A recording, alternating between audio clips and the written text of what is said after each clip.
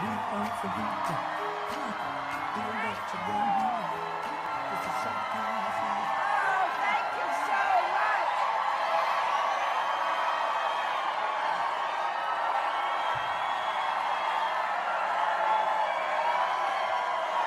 Thank you.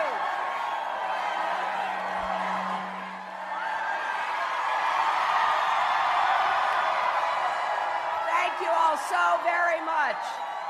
Well, I'll tell you, this is another Super Tuesday for our campaign. Thank you, Florida. Thank you, North Carolina. Thank you, Ohio. You know, although we're waiting for final results in Illinois and Missouri, we know we will add to our delegate lead to roughly 300 with over 2 million more votes nationwide. We are moving closer to securing the Democratic Party nomination and winning this election in November.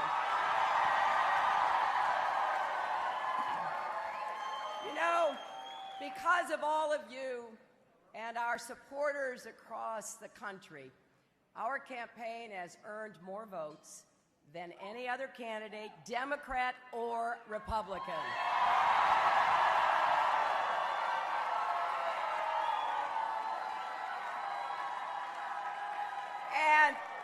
And I want to congratulate Senator Sanders for the vigorous campaign he's waging. Now today, all of you in the states where contests were held voted to break down the barriers that hold us all back so every one of us can share in the promise of America. You voted.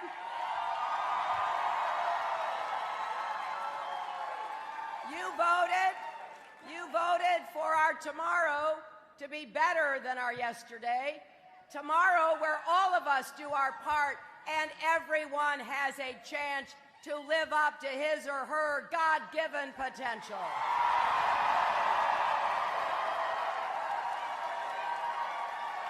Because that's how America can live up to its potential too. Now we need you to keep working, keep volunteering, keep contributing at HillaryClinton.com.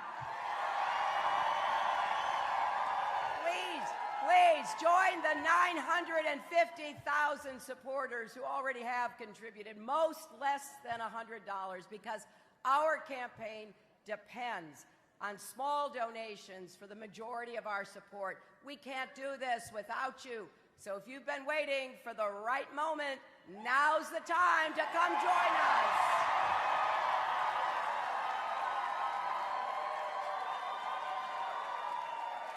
You know, tonight it's clearer than ever that this may be one of the most consequential campaigns of our lifetimes.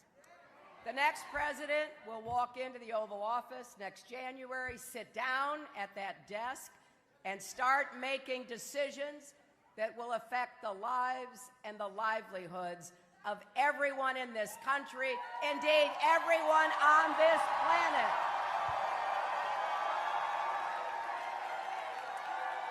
Now I know that easy decisions don't make it to the president's desk, only the hardest choices and the thorniest problems. I saw President Obama wrestle with the decision to send Navy SEALs after Osama bin Laden, the decision to rescue the auto industry, to fight for the Affordable Care Act, and so many more.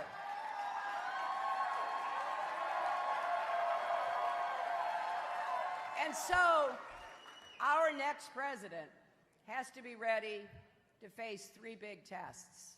First, can you make positive differences in people's lives? Second, can you keep us safe? Third, can you bring our country together again?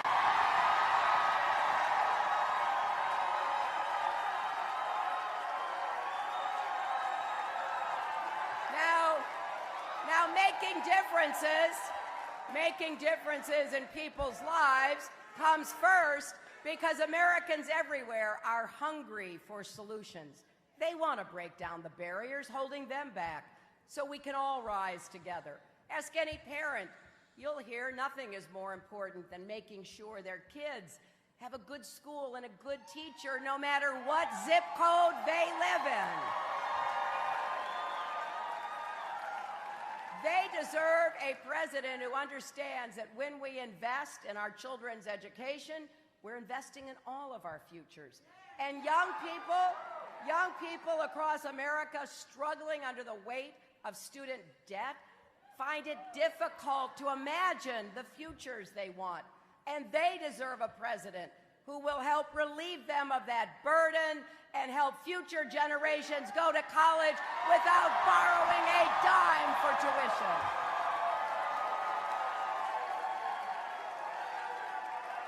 And you know, grandparents who worry about retirement deserves a president who will protect and then expand Social Security for those who need it most, not cut or privatize it.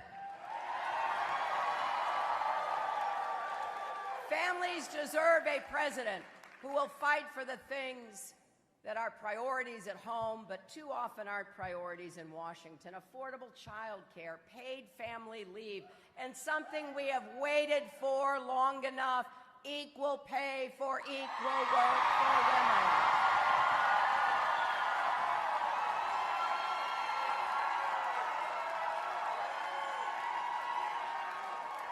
And above all, hardworking Americans across our country deserve a president with both the ideas and the know-how to create good jobs with rising incomes right here in our country.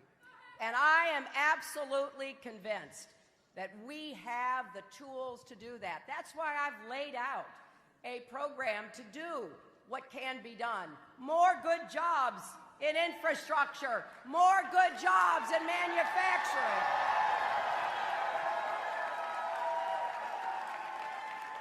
More good jobs in small businesses. More good jobs in clean, renewable energy. Good-paying jobs are the ticket to the middle class, and we're going to stand up for the American middle class again. We're going to stand up for American workers and make sure no one takes advantage of us.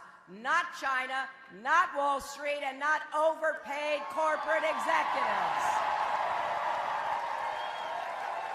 Now look, of course, every candidate makes promises like this. But every candidate owes it to you to be clear and direct about what our plans will cost and how we're going to make them work. That's the difference between running for president and being president.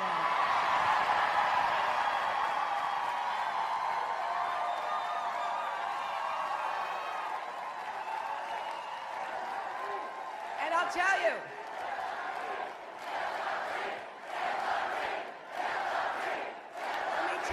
that the second big test for our next president is keeping us safe. We live in a complex and, yes, a dangerous world. Protecting America's national security can never be an afterthought.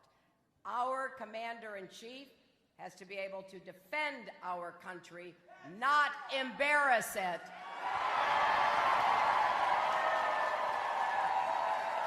Engage our allies, not alienate them. Defeat our adversaries, not embolden them. When we hear a candidate for president call for rounding up 12 million immigrants, banning all Muslims from entering the United States, when he embraces torture, that doesn't make him strong, it makes him wrong.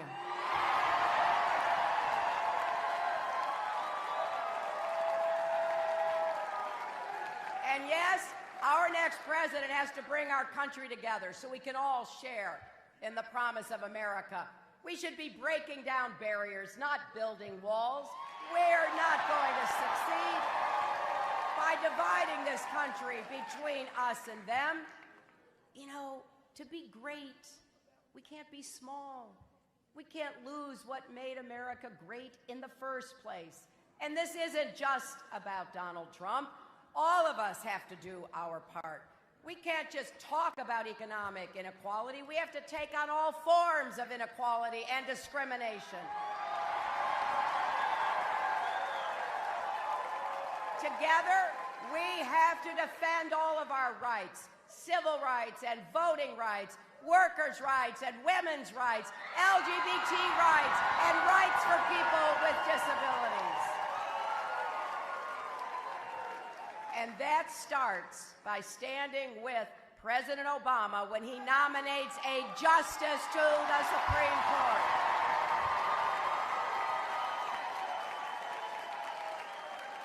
Our next president will face all these challenges and more.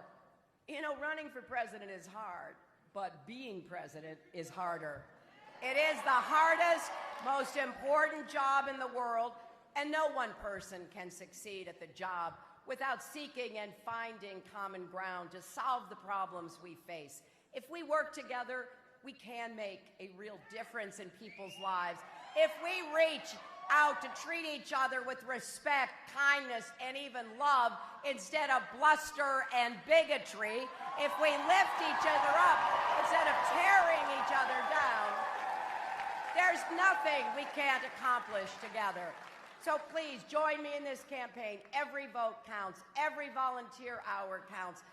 Every contribution counts.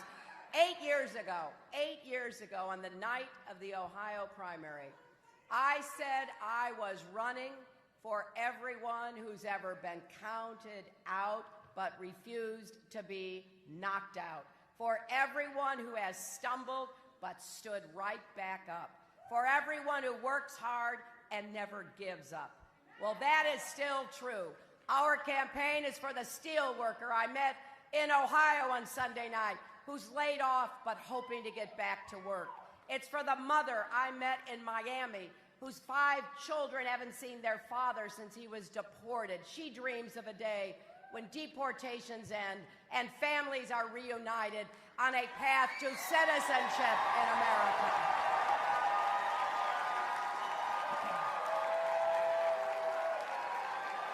And it is for the mothers I stood with in Chicago yesterday who have lost children to gun violence. They're turning their sorrow into a strategy and their mourning into a movement. Let's stand with people who have courage, who have resilience. Let's stand with everyone who believes America's best days are ahead of us.